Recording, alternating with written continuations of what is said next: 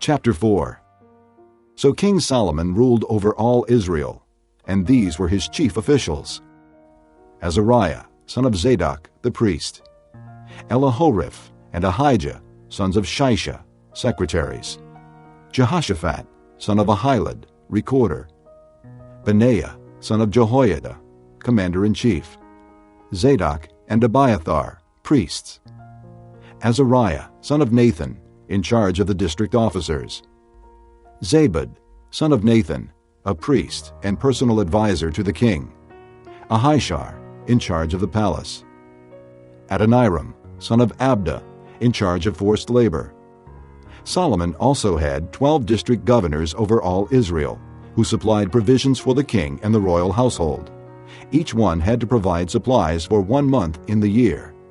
These are their names: Ben-Hur, in the hill country of Ephraim; Ben-Deker, in Makaz, Shaalbim, Beth-Shemesh, and Elon Beth-Hanan; Ben-Hesed, in Arubboth; Soko and all the land of Hepher were his; Ben-Abinadab, in Naphoth Dor. He was married to Taphath, daughter of Solomon; Baanah, son of Ahilud, in Taanach and Megiddo, and in all of Beth-Shan, next to Zarethan, below Jezreel, from Beth-Shan to Abel-Mahalah, across to Jokmeam; Ben-Geber, in Ramoth-Gilead. The settlements of Jair, son of Manasseh, in Gilead were his, as well as the district of Argob in Bashan, and its 60 large walled cities with bronze gate bars; Ahinadab, son of Iddo, in Mahanaim; Ahimaaz, in Naphtali.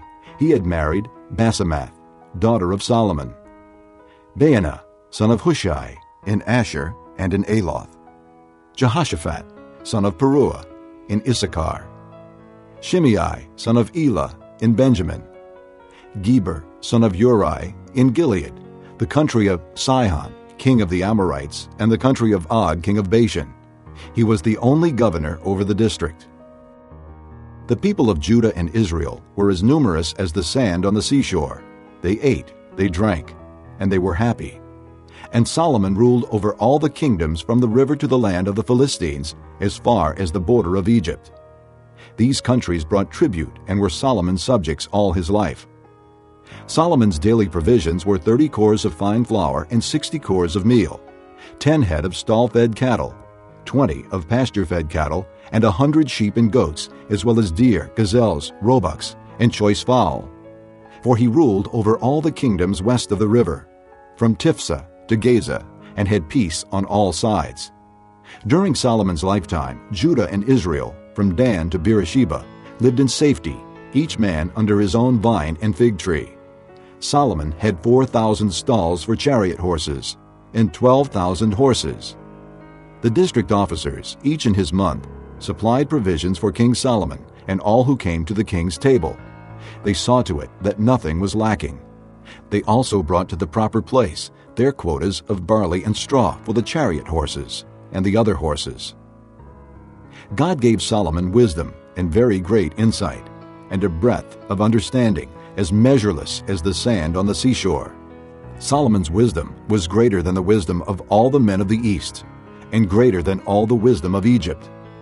He was wiser than any other man, including Ethan the Ezrahite, wiser than Heman, Calcol, and Darda, the sons of Mahal. And his fame spread to all the surrounding nations. He spoke 3,000 proverbs, and his songs numbered 1,005. He described plant life, from the cedar of Lebanon to the hyssop that grows out of walls. He also taught about animals and birds, reptiles and fish. Men of all nations came to listen to Solomon's wisdom, sent by all the kings of the world who had heard of his wisdom. Chapter 5. When Hiram, king of Tyre, heard that Solomon had been anointed king to succeed his father David, he sent his envoys to Solomon, because he had always been on friendly terms with David. Solomon sent back this message to Hiram. You know that because of the wars waged against my father David from all sides, he could not build a temple for the name of the Lord his God, until the Lord put his enemies under his feet. But now the Lord my God has given me rest on every side, and there is no adversary or disaster. I intend, therefore, to build a temple for the name of the Lord my God as the Lord told my father David when he said, 'Your son, whom I will put on the throne in your place, will build the temple for my name.' So give orders that cedars of Lebanon be cut for me. My men will work with yours, and I will pay you for your men whatever wages you set. You know that we have no one so skilled in felling timber as the Sidonians." When Hiram heard Solomon's message, he was greatly pleased and said, "Praise be to the Lord today, for he has given David a wise son to rule over this great nation." So Hiram sent word to Solomon, "I have received the message you sent me and will do all you want in providing the cedar and pine logs. My men will haul them down from Lebanon to the sea, and I will float them in rafts by sea to the place you specify. There I will separate them, and you can take them away. And you are to grant my wish by providing food for my royal household." In this way, Hiram kept Solomon supplied with all the cedar and pine logs he wanted, and Solomon gave Hiram 20,000 cores of wheat as food for his household, in addition to 20,000 baths of pressed olive oil. Solomon continued to do this for Hiram year after year. The Lord gave Solomon wisdom, just as he had promised him. There were peaceful relations between Hiram and Solomon, and the two of them made a treaty. King Solomon conscripted laborers from all Israel, 30,000 men. He sent them off to Lebanon in shifts of 10,000 a month, so that they spent 1 month in Lebanon and 2 months at home. Adoniram was in charge of the forced labor. Solomon had 70,000 carriers and 80,000 stonecutters in the hills, as well as 3,300 foremen who supervised the project and directed the workmen. At the king's command, they removed from the quarry large blocks of quality stone to provide a foundation of dressed stone for the temple. The craftsmen of Solomon and Hiram and the men of Blble cut and prepared the timber and stone for the building of the temple. Chapter 6. In the 480th year after the Israelites had come out of Egypt, in the 4th year of Solomon's reign over Israel, in the month of Ziv, the 2nd month, he began to build the temple of the Lord. The temple that King Solomon built for the Lord was 60 cubits long, 20 wide, and 30 high. The portico at the front of the main hall of the temple extended the width of the temple, that is, 20 cubits, and projected 10 cubits from the front of the temple. He made narrow clerestory windows in the temple. Against the walls of the main hall and inner sanctuary, he built a structure around the building, in which there were side rooms. The lowest floor was 5 cubits wide, the middle floor 6 cubits, and the third floor 7. He made offset ledges around the outside of the temple, so that nothing would be inserted into the temple walls.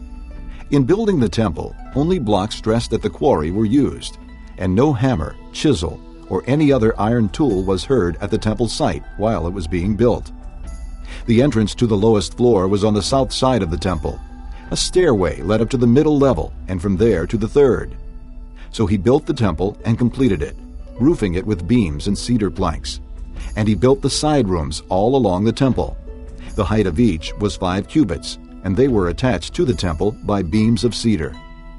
The word of the Lord came to Solomon. "As for this temple you are building, if you follow my decrees, carry out my regulations, and keep all my commands and obey them, I will fulfill through you the promise I gave to David your father. And I will live among the Israelites, and will not abandon my people Israel." So Solomon built the temple and completed it. He lined its interior walls with cedar boards, paneling them from the floor of the temple to the ceiling, and covered the floor of the temple with planks of pine. He partitioned off 20 cubits at the rear of the temple with cedar boards from floor to ceiling to form within the temple an inner sanctuary, the most holy place. The main hall in front of this room was 40 cubits long. The inside of the temple was cedar, carved with gourds and open flowers. Everything was cedar. No stone was to be seen. He prepared the inner sanctuary within the temple to set the Ark of the Covenant of the Lord there. The inner sanctuary was 20 cubits long, 20 wide, and 20 high. He overlaid the inside with pure gold, and he also overlaid the altar of cedar. Solomon covered the inside of the temple with pure gold, and he extended gold chains across the front of the inner sanctuary, which was overlaid with gold.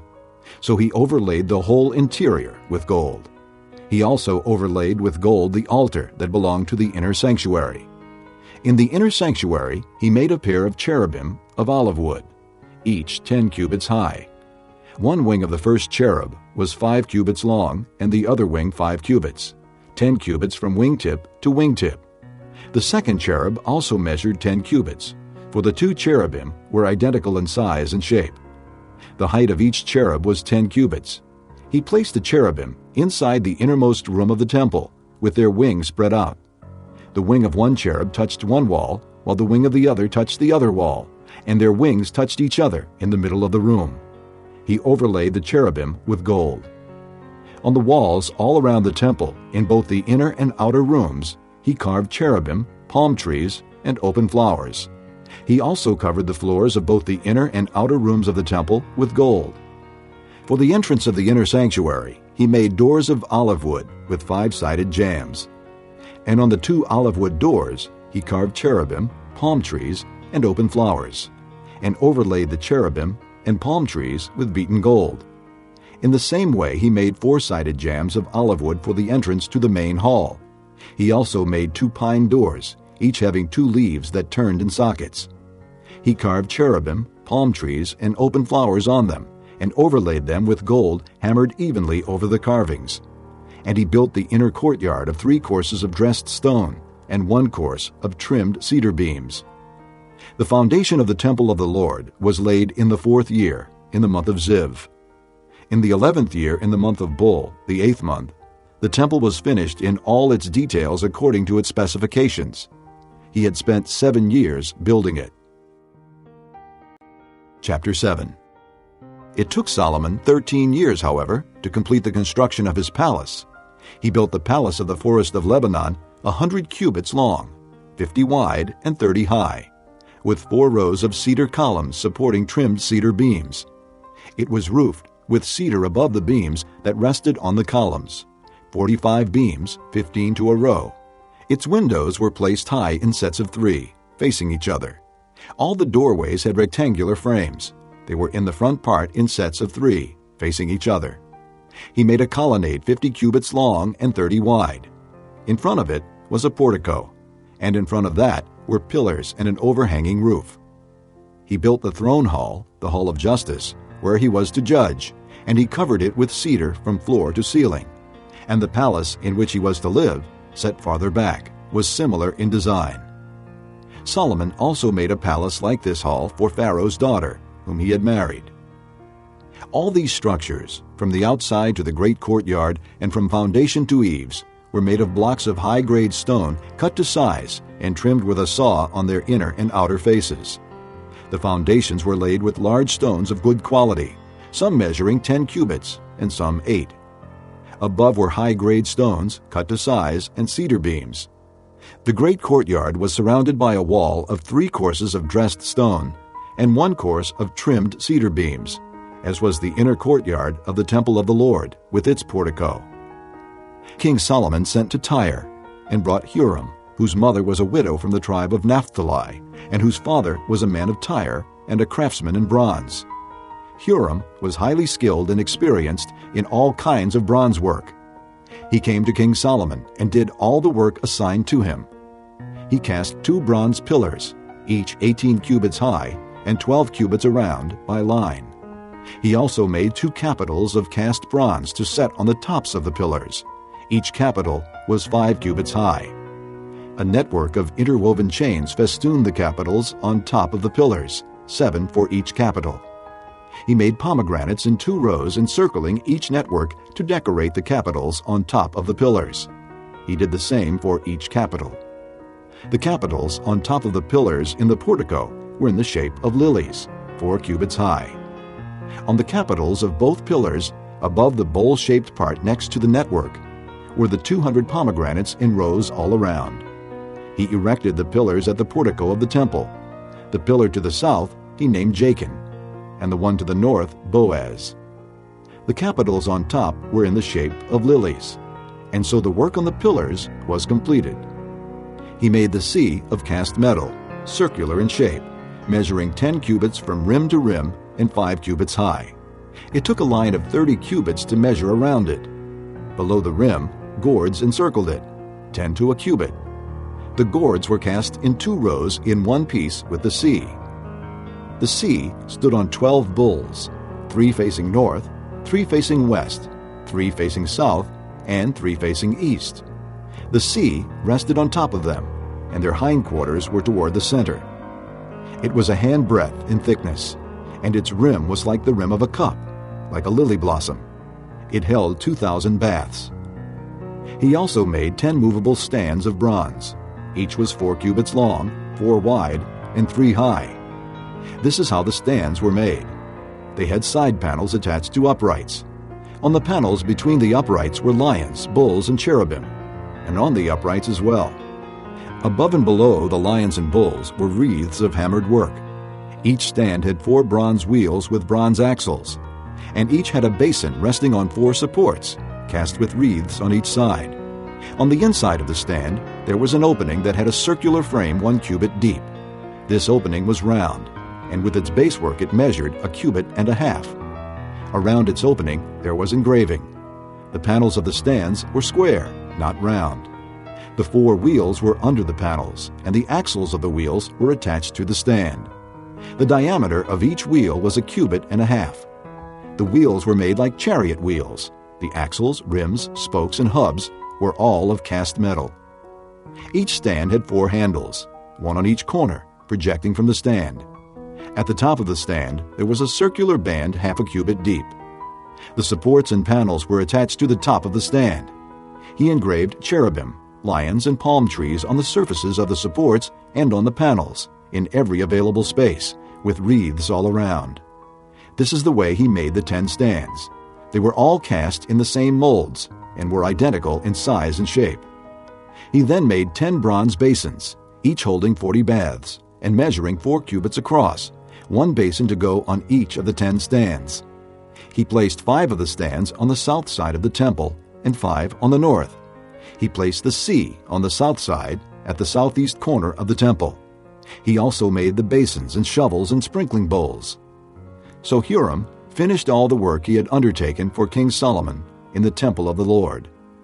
The 2 pillars, the 2 bowl-shaped capitals on top of the pillars, the 2 sets of network decorating the 2 bowl-shaped capitals on top of the pillars, the 400 pomegranates for the 2 sets of network, 2 rows of pomegranates for each network, decorating the bowl-shaped capitals on top of the pillars, the 10 stands with their 10 basins, the sea and the 12 bowls under it, the pots, shovels, and sprinkling bowls. All these objects that Huram made for King Solomon for the temple of the Lord were of burnished bronze. The king had them cast in clay molds in the plain of the Jordan between Succoth and Zarethan. Solomon left all these things unweighed, because there were so many. The weight of the bronze was not determined. Solomon also made all the furnishings that were in the Lord's temple: the golden altar, the golden table on which was the bread of the presence, the lampstands of pure gold, 5 on the right and 5 on the left, in front of the inner sanctuary, the gold floral work and lamps and tongs, the pure gold basins, wick trimmers, sprinkling bowls, dishes, and censers, and the gold sockets for the doors of the innermost room, the most holy place, and also for the doors of the main hall of the temple. When all the work King Solomon had done for the temple of the Lord was finished, he brought in the things his father David had dedicated, the silver and gold and the furnishings, and he placed them in the treasuries of the Lord's temple.